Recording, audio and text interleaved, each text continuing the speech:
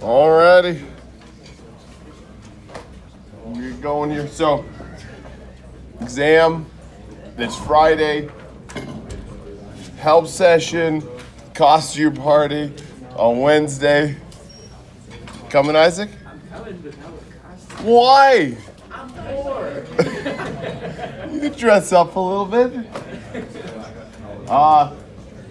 And then I'll post some example problems this afternoon. You have a homework due today. We have no homework this week. Okay, just want you to study for your exams. Okay, we'll do this.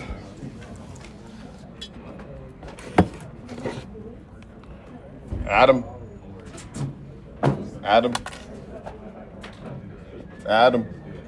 No Adam.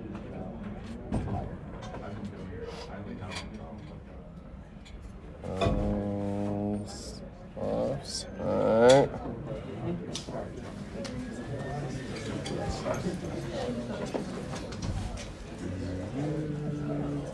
Killian. Almost, Orion, almost. Killian, no Killian. We were doing good for a while there. Killian Humbert, alright. One of the Ethans. Oh man. One of our seven are gone. Gerard. Alright. So we're in the middle of an example. So we have force mass acceleration. Last example we're going to do for that, right? F equals ma for 2D rigid bodies. This is where we'll stop for your exam on Friday, right? Is this F equals ma stuff? This homework, and then I think the previous two homeworks is what it'll be, okay? And then today we'll start work energy for rigid bodies, right? Which is going to be very similar to what we've done for particles, just we add in some extra components. And then we'll do impact, right? Impulse momentum impacts for rigid bodies. And then that's it for 2D. We'll take an exam. There'll be another exam 2 weeks from now, I think right before Thanksgiving. And then we come back from Thanksgiving and there's 1 week.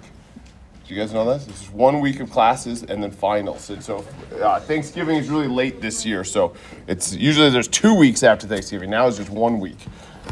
So it's happening. It's happening. It's crazy. Okay. So we were doing this guy, right? This was an example of we're pulling on this log that's kind of sitting vertical. It could fall in two different ways. One way it could fall was it could just tip over, right? It could tip over like this, like we show here. It could just go, psh, right, and fall over like that. Or it could do what we see down here where it's slipping. Right, what we did last time is we showed, right, we had made the assumption, case one, that it was going to tip over, right? And so we went through and we did a free body diagram, determined what our forces were acting on it, right? We did our kinematics, right? Our kinematics assumed that there was a fixed point at the bottom right here, that point wasn't moving because it was just tipping over, right? And so, we figured out what our AG in the X direction was, right? It was just negative 1.5 times alpha in the I. Then we wrote down our equations of motion, some of the forces in the X, some of the forces in the Y. And then we summed the moments about the mass center. The reason we use mass center here is because they gave us the moment of inertia about the mass center. You could have done about the fixed point too, but you would just have to have determined what the moment of inertia was about that fixed point using the parallel axis theorem. But it was easier just to do it about the mass center. So that's what we did. Sum the forces in the X direction, sum the forces in the Y direction, right? And that just showed us that mg was equal to n. And then we solved this. And again, one of the things we did here is you cannot assume that friction force is mu static times the normal force. The reason we can't do that is because it can't exceed what's applied to it. right? So this is a little example of this. If I pull P, my friction force would have to be P, and it'll be P up until it actually starts moving, right? And then the limit that it can hold without slipping is the mu static times the normal. So you just leave that as a force, and then you solve for the force that we needed. That's what we did down here, right? We summed the force X, sum the force Y, sum the forces or some of the moments about the mass center. That's what this is. We solved for two equations, two unknowns. We got our force to be 300 newtons and alpha to be negative 2/3 radians per second squared.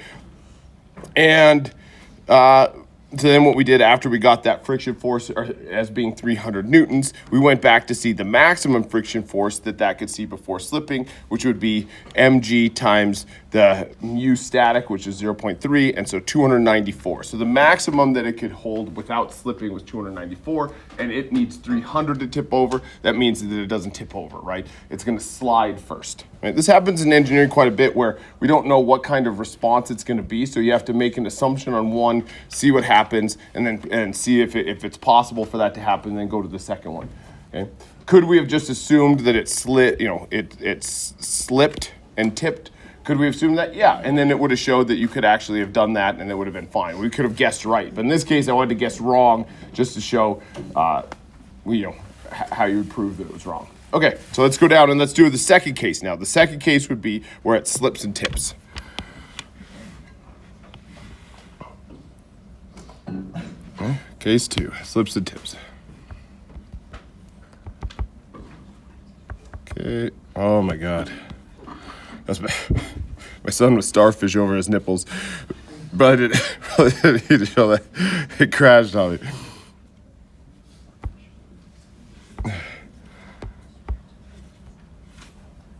So whenever I share his contact with that's it. That's what I put as his contact photo. He's like 16 now, and and then when I share that with people, that's what comes with it. Like that contact photo goes with it. He's not exactly excited about it. He was like 8 at the time. Anyways, all right. Slips and tips. Case 2. Let's see if it'll work this time.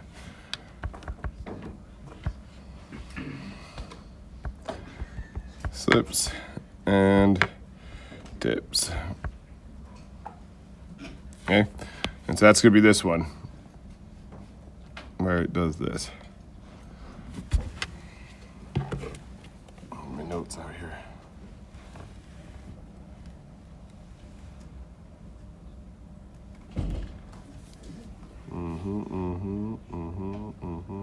Okay, so in the free body diagram, right, step 1 is going to be the free body diagram.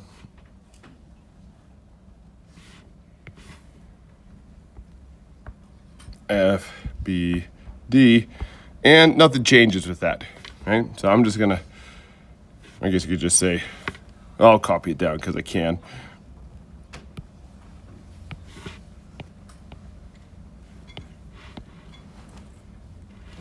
Okay, you can say samesies. Same these. I would just spell samesies. I'm gonna go with that. Samesies. Okay. Nothing changes, right? It's still what's gonna change is its kinematics and how it's sliding. But all this stuff is the same. Nothing changes with our free body diagram. Okay. Kinematics. Now things are gonna change a little bit.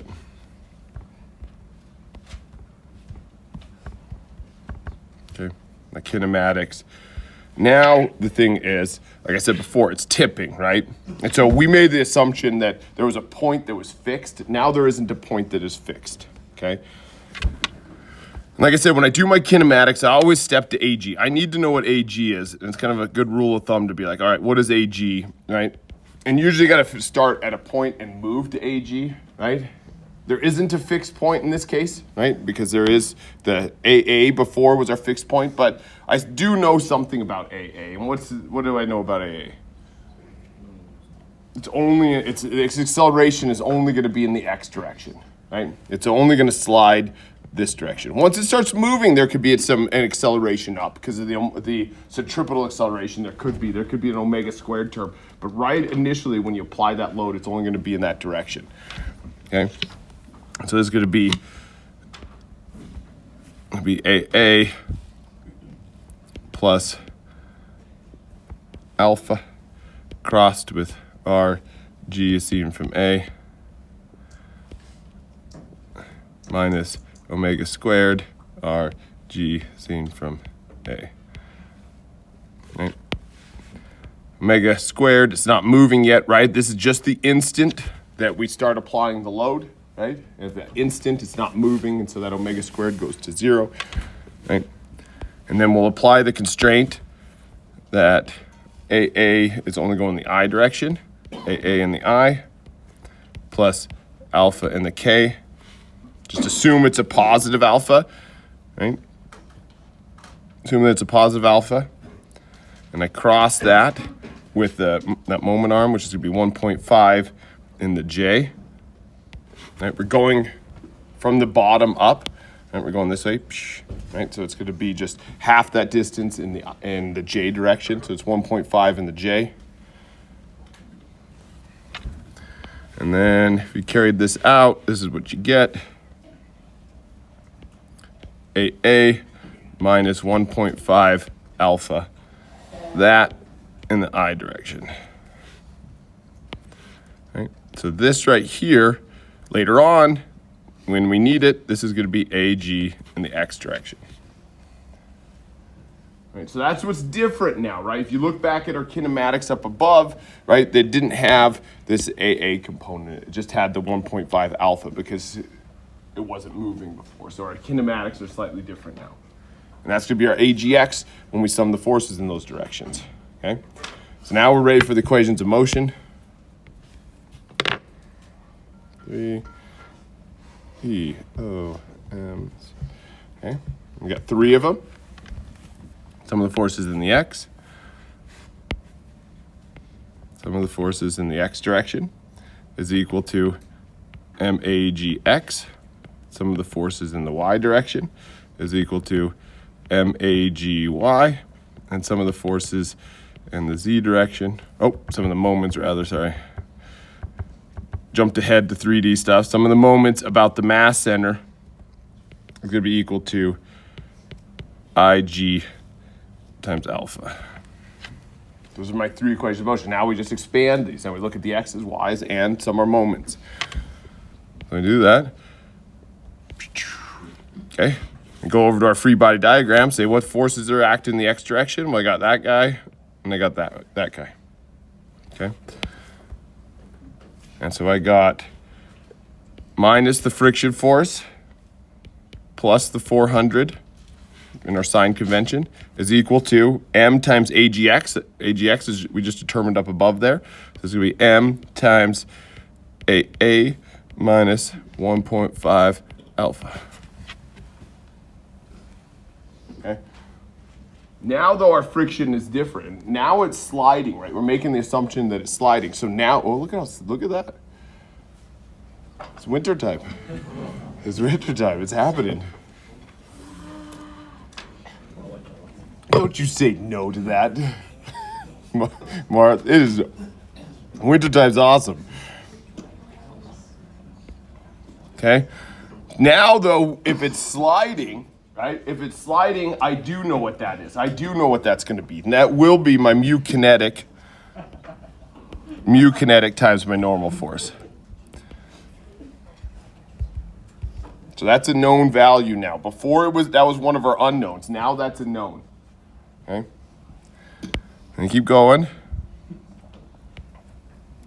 Some of the forces in the Y direction, right? We just have mg going down, normal force going up. So N minus mg is equal to, and then notice up here, right? There is no Y direction, right? And so that guy's 0. So that should just be equal to 0. Oh, not equal to a box. That's equal to 0, which this then tells me, right, that N is equal to mg, which means up here, mg times mu k is what that'll be up there. That's a known now. Right? Now we're down to our sum in our moments. right? We look to see what's and again, what's really key here that I see many people make mistakes, right, is I'm using my moment of inertia about its mass center, so I sum my moments about the mass center, right? There's no fixed point on this one anyway, so you just come over here to my free body diagram and say, what are my moments about my mass center? Well, I got 400 times this distance, that's a positive, and then I got my friction force times this distance, and that's a negative, because it's I'm going this way versus this way, okay? And so it'll be friction force, which is going to be my mu kinetic times m times g, that times 1.5. That's a negative again because it's causing a negative moment. That's 400 times 1. That's the moment from the applied force, and that's equal to 75 times alpha. Okay? And really what you're solving now is these two equations. This guy and this guy. And really, you're solving all three, but we already used this one. We already used that one to determine that. Okay? And so now you have two unknowns, right? And the two unknowns now are AA and alpha, right? Before the unknowns were the friction force and alpha. Now this time the unknowns are AA and alpha, right? Friction is known. So we traded a known and an unknown in there. Okay, so what you get for your alpha here, if you solve this, alpha is equal to 0.433 rads per second squared, and then A is equal to 2.2 meters per second squared. Okay, and note what happened, right, is alpha ended up being positive, right, which it should be, right? If it's slipping and tipping, right, it's going to be rolling like that, and so it'll have a positive alpha. So we assumed it to be positive. It turned out to be positive. Up here, we assumed it to be positive, and then it turned out to be negative, right, which makes sense. So that's that one. That's how you would do that one. Okay, like I said, this happens in engineering quite often, where you have to it could go one of two ways, and so you solve it one way and see if it's possible. You solve it the other way and see if it's possible. Okay. Any questions about that one? That's it for that, right? So that's boom, stop, Friday. If you can do this stuff fine, Friday's gonna go well. If you can't do this stuff fine, you should learn in the next couple of days.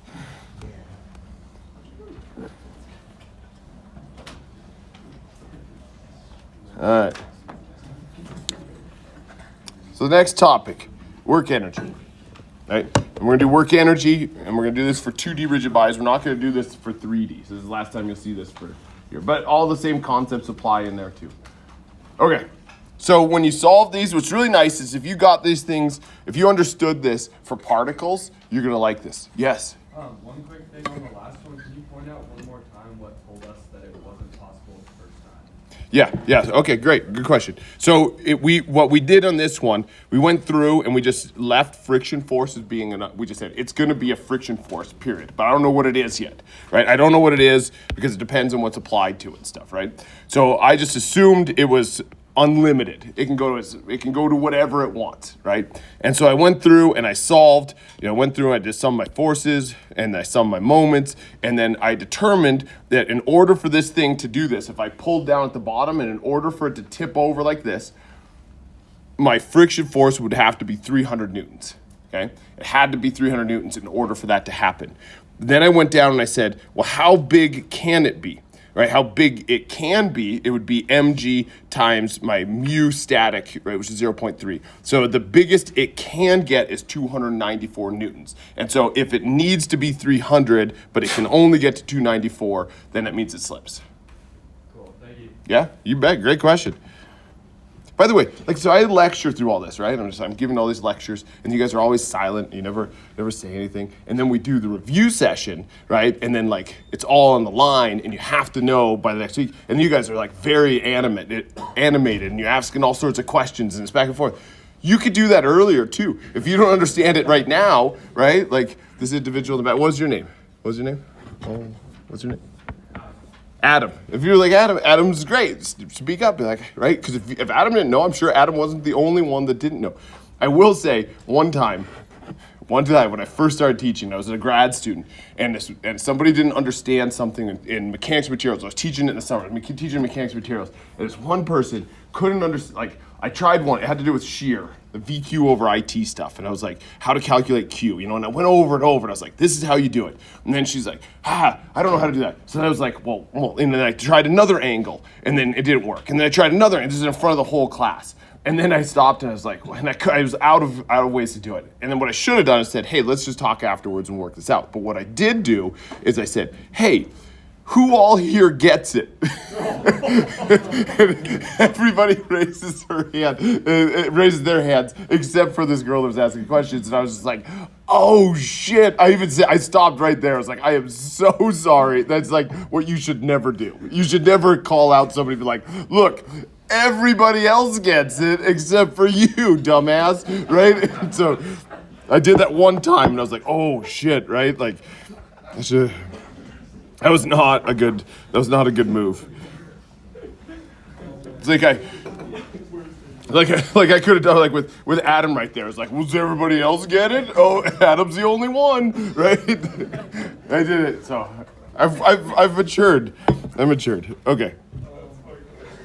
Yeah, it was pretty bad. I apologized to her afterwards, and she ended up doing great. It was just not good. Okay. It's like, everybody, you guys should be more interactive. And then I do that to someone. Okay, so work energy. Like I said, if you understood work energy for particles, you're gonna like this. It's the same thing, same process. We use the same process from start to finish, just like on the previous one, F equals ma. We use the same process as particles. It's just we added a little bit of complexity with a moment, right? And so now we're gonna do the same thing here, right? So we're going to use the same exact equation. It's all about conservation of mechanical energy, right? Where we have our kinetic energy, our potential energy, right? Our kinetic energy before, our potential energy before, our work being done between the two states is equal to kinetic energy and the potential energy afterwards. But where it gets a little bit more complicated is we'll just kind of lay it out here. T1 is going to have an added component.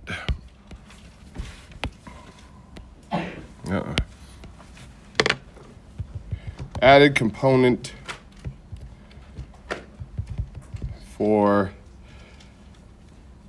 energy of rotating bodies. Right? There's going to be energy associated with bodies that are rotating. Okay, something that we haven't had before, right? We just had energy in translating bodies. Now we're going to have what happened? Okay. Now we're going to have this extra component. We're also going to have in potential energy, we're going to add in these things called torsional springs.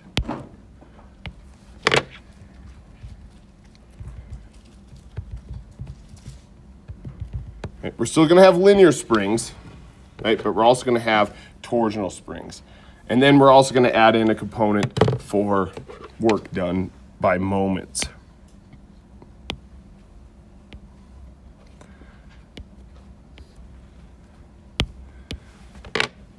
Work done by moments.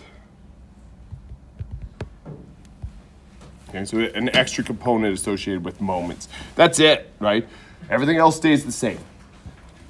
Still have the forces doing work. Still have conventional linear springs, right? But now we just have these extra components. We're still going to have translational energy. We're going to still have 1/2 mv squared, but we're also going to have another component for something rotating. Okay? So let's look at what those extra components are, right? So for kinetic energy, right, we're not going to go through the full derivation. All these derivations are in the text if you want them, but basically it starts out with this. Kinetic energy is kind of defined by this, right? Once we substitute in, my velocity is going to be Vg plus omega crossed with r crossed with dm. If you take those and substitute them up above, right, and then do some simplifications, and when you do that, you end up with this. This is for 3D even. That works for 3D, right? And we're not going to use it in that form, but just things to point out, we're going to have this right here. This is translational energy. Right? Same energy term that we saw for particles, but then this other component right here this one, that's my rotational energy. Right? But that rotational energy, again, that's still, we haven't made an assumption for being 2D yet.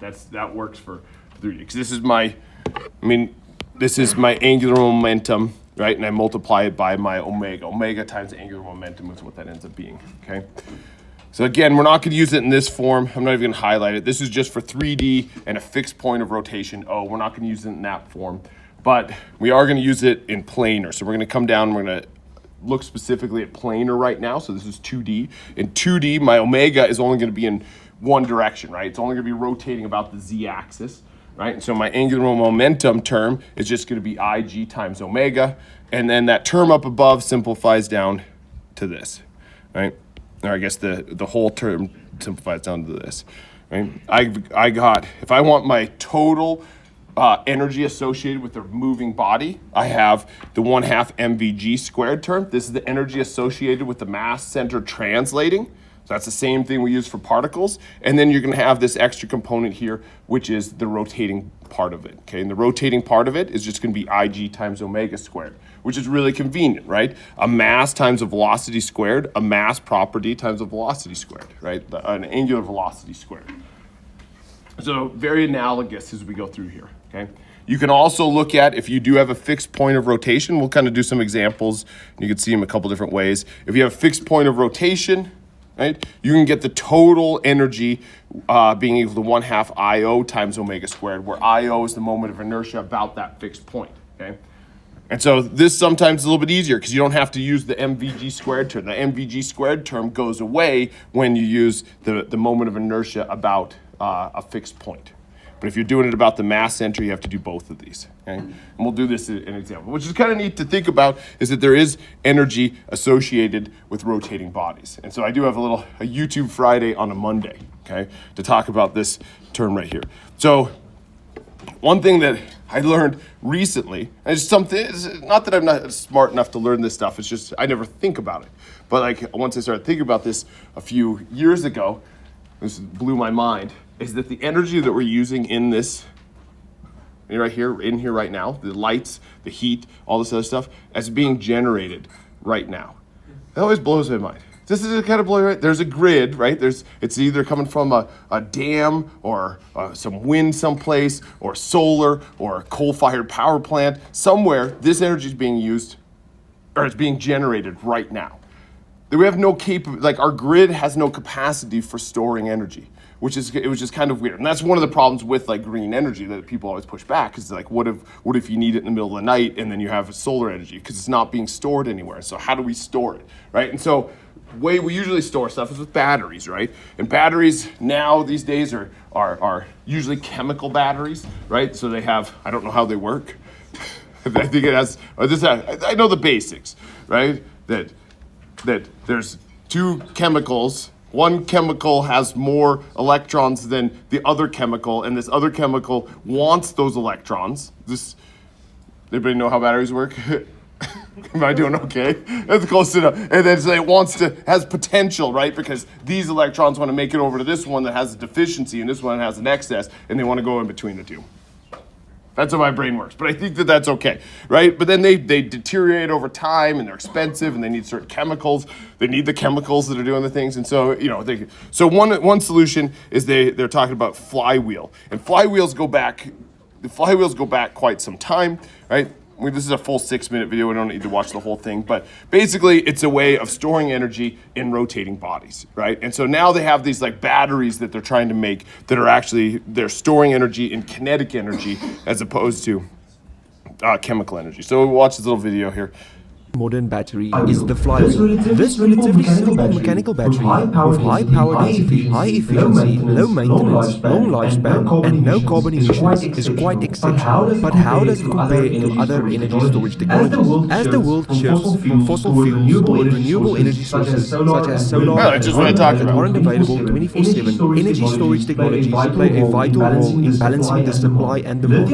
Lithium-ion batteries are the front runner for consumer electronics, EVs, and grid-scale energy storage. With a global market of $46 billion expected to double in 2050, a dual-function electric motor is used to accelerate the flywheel, which is a rotating mass and stores kinetic energy. And when the power supply is cut off and when energy is needed, the motor operates like a generator. And the spinning flywheel force drives a device similar to a turbine to produce electricity, consequently slowing the rate of rotation. A flywheel is recharged by using the motor to increase its rotational speed once again. The amount of energy that can be stored in a rotational mass is directly proportional to the moment of inertia and the square of its angular velocity.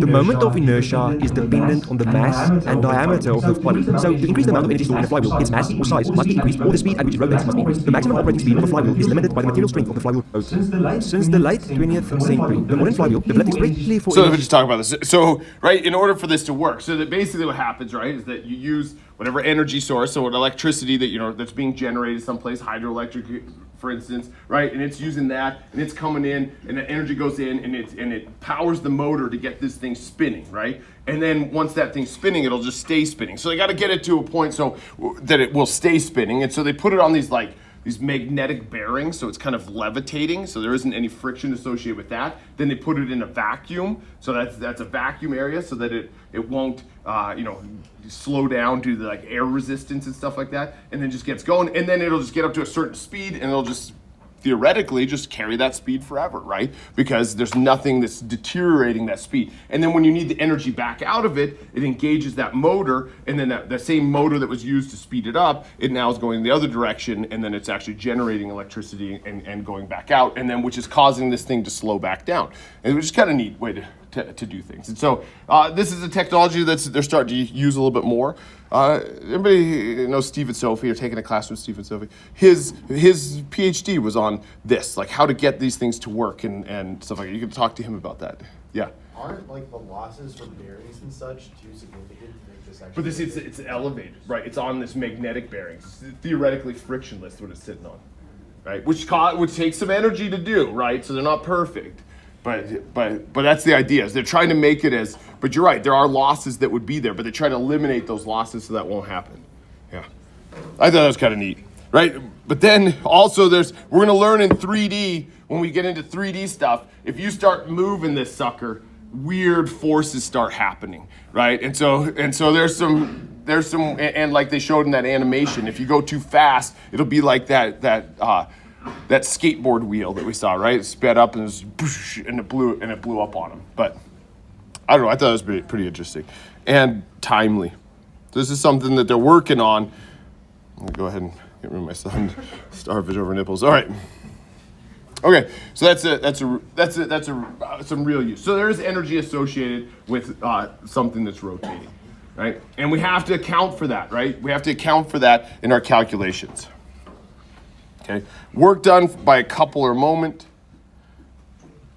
Right, we always put these things as couple or moment because either one are kind of the same thing. A moment, right, obviously is usually see it like this. Right, a moment, or you can have a couple.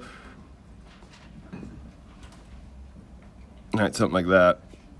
Right, we have equal and opposite forces and a distance in between them, right, which causes a moment.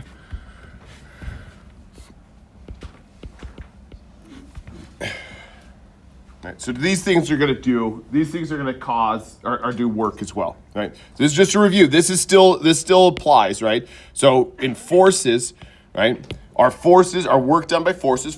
Our work is force times a distance. So if we have some external force, friction or applied force that acts over a certain distance, that's going to do work, right? Same equation. So what this ended up being in the problems that we dealt with, this just ended up being the force times delta D, right? And this works for constant forces. Okay? But that's how it's going to be here as well, right? That's all we're going to deal with is constant forces for our problems here. This is just forces acting over distances, right?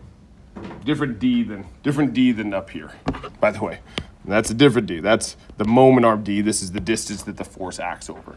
Call it delta X maybe or something. You can call it something else.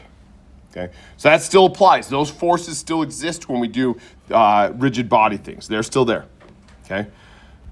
And then you can go the same thing, very analogous. You can do the same thing for work that moments do. Instead of being forces acting over distances, it's going to be moments acting over rotations.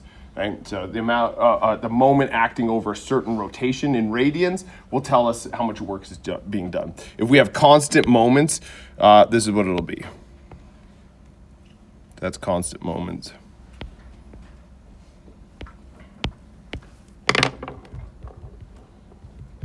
Right, and that's all we're going to deal with is constant moments. Right? So it's very analogous, right? The other one before, right? 1/2 mv squared is the energy translation. 1/2 I omega squared is the energy for rotation. Just like here, right? Work done, force times distance gives us the work. Now moments times rotations are going to give us work. Okay?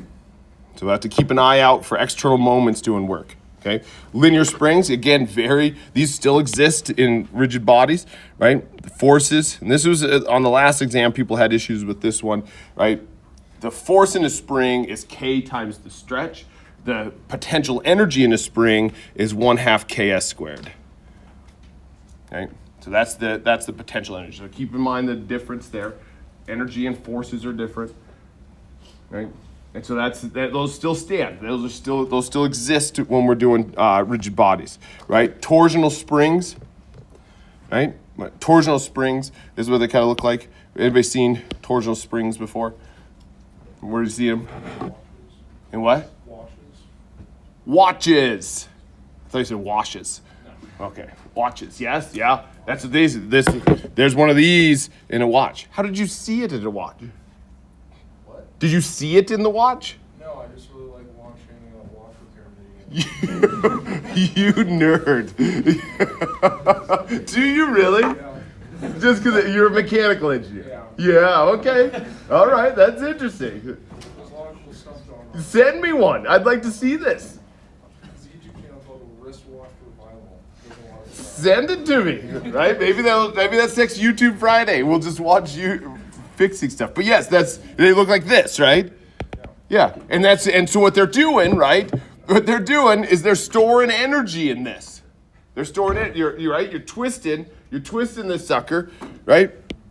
You know what's interesting? I'm interested in this now too because, right, you're twisting this thing and then its moment that it's going to be given back is going to be higher. So how do they slow it down, right? Do you see what I'm saying? Like the more you twist it, it's going to be at way higher energy.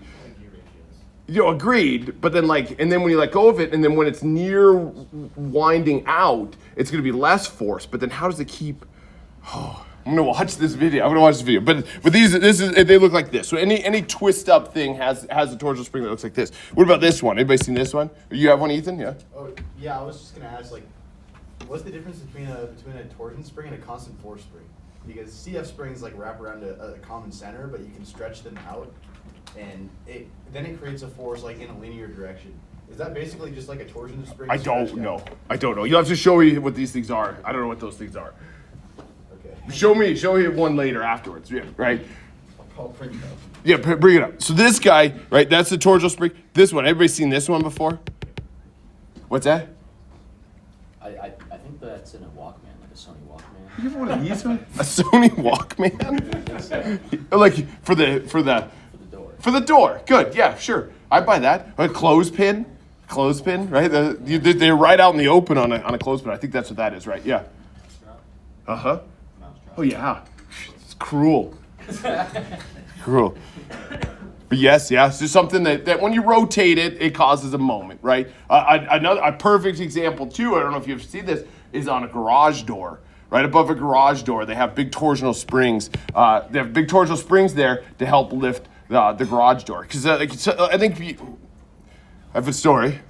My wife, once when our kids were little, she went out and then she's like, I can't open the garage, the garage door button doesn't work. And I was like, oh, just go flip the thing, right? Flip the thing. Quit being a wussy. Just go out, flip the little, you know what I'm talking? Because they have an electric garage door, you flip the thing, and then you can lift it by hand. And I was like, just lift it by hand. She's like, I can't. And then I was just like, you wussy, you just lift it. She's like, the kids were at school. That's what it was. The kids were at school, and she had to go pick them up, and the car was in the garage. She's like, what do I do? And she's panicking. I was like, just lift it up, And then it turns out what had happened is that one of the torsional springs broke that was up on the top of it, which makes it, and I didn't, at the time, did not know that we had torsional springs. Garage doors are very heavy. They don't feel heavy when you flip the thing and start lifting up and down because these torsional springs are loaded up on the top. And then it makes it feel lighter, but it actually is way heavier. And so I came home and it was just like, and I went over there just like, and I couldn't lift it either. And so, again, my wife gets the big "I told you so" again, and whatnot. But then also, I think as a warning, I think there's all sorts of broken arms and stuff like that happen from somebody trying to replace the torsional springs on the garage door by themselves. So don't do that because massive forces are involved. Hire somebody to do that for you.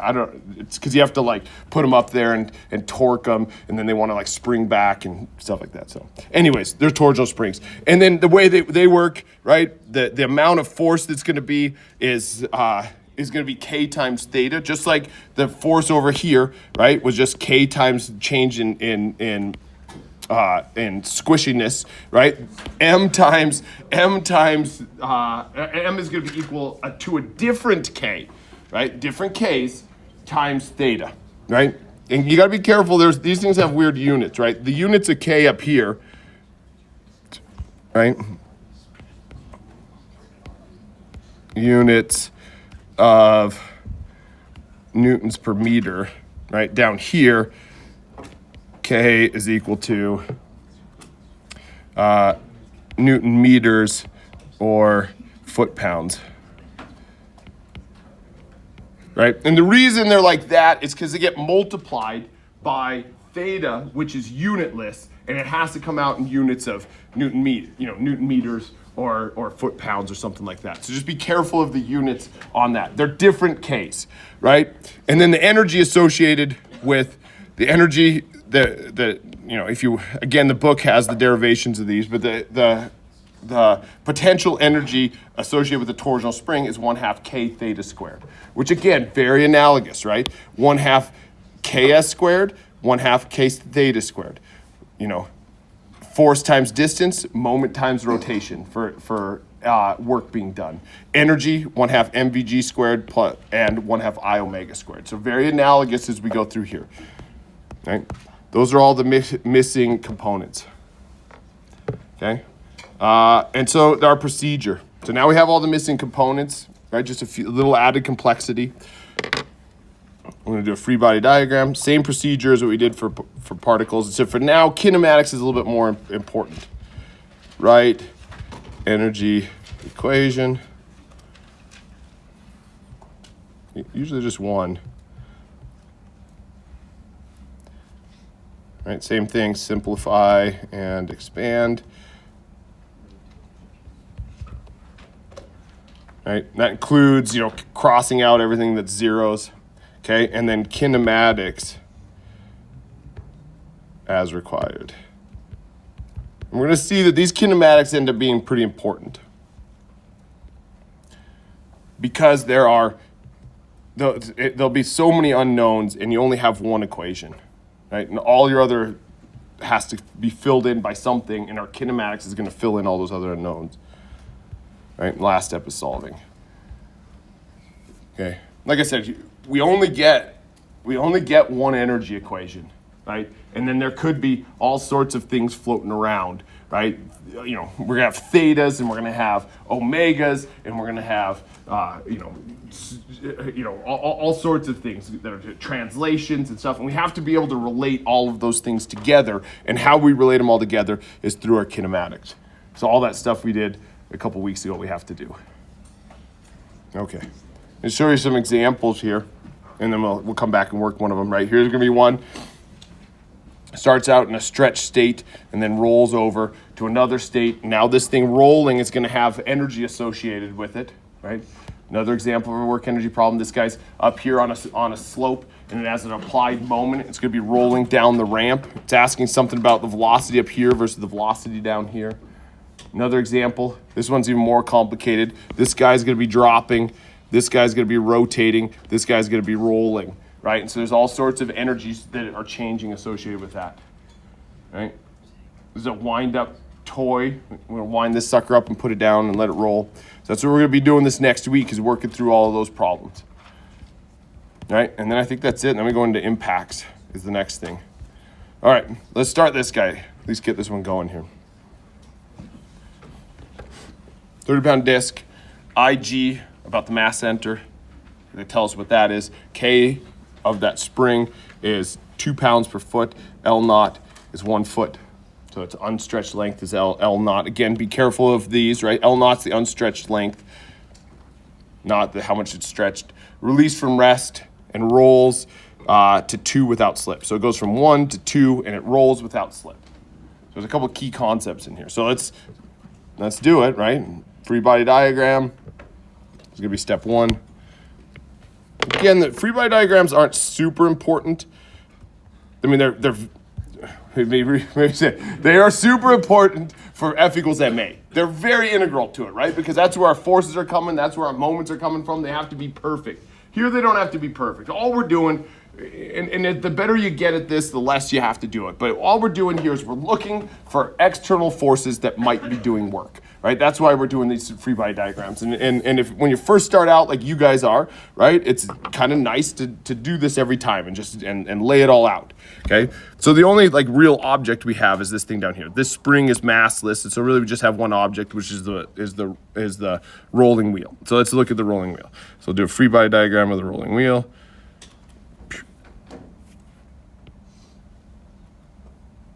Okay. And it's sitting down there. Oh, okay. And then so then force is acting on it. Anders. What we got? What we got, Anders? MG. Hells yeah. All right, what else we got? Normal force. What else? Spring force, right? And we'll just say it could be anywhere, right? So we'll just, because again, you could draw this free body diagram at any state, and so our force from our spring is going to be doing, it could be at state 1 or state 2, wherever we're at, but it's just going to be at some angle that direction. What else? We got one more. Friction. There's going to be a friction force, right?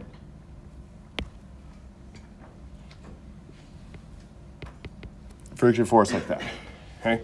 And so again, what we're after is are any of these forces doing work, okay? Is the spring doing work? Yes, but we're putting it in the work energy, or in a potential energy term, okay? Mass times gravity. Is it doing work? Not in this case, because it's just rolling side to side, but even if it was, we would put it in the potential energy term. We're not going to talk about this. Normal force never does work, right? All it's doing is resisting moment. Friction force, whew. Is it? No. Why isn't it doing work? What? It's rolling. It's rolling. If it was sliding, sure, it's doing work, right? Heat's being generated, it's pulling energy out of the system. But in this case, it's just rolling. It's just, is it doing something? Yeah. If it wasn't there, this is a little tricky sometimes. If it wasn't there, the wheel wouldn't roll. Right? It would just continue sliding on. So it has to be there in order to get the wheel to roll. But it doesn't actually do any work because it's not sliding. That friction force would do work if it was sliding. It was being drug across there. Then energy would be dissipating and it would be taking energy out of the system. But in this case, that doesn't do work. And one way that I justify that is that, right, you say U is equal to the force times a distance, right? But really, this is 0, right? That distance is 0 because it only touches that same point, right? That point right there, only touches it for a millisecond because then a second later it's touching another one and then another one and another one, another one. So it never moves one point any distance. And so that's maybe one way to think about it. Or just remember this, right? If friction at bottom of wheel is only making wheel turn, it does not do work.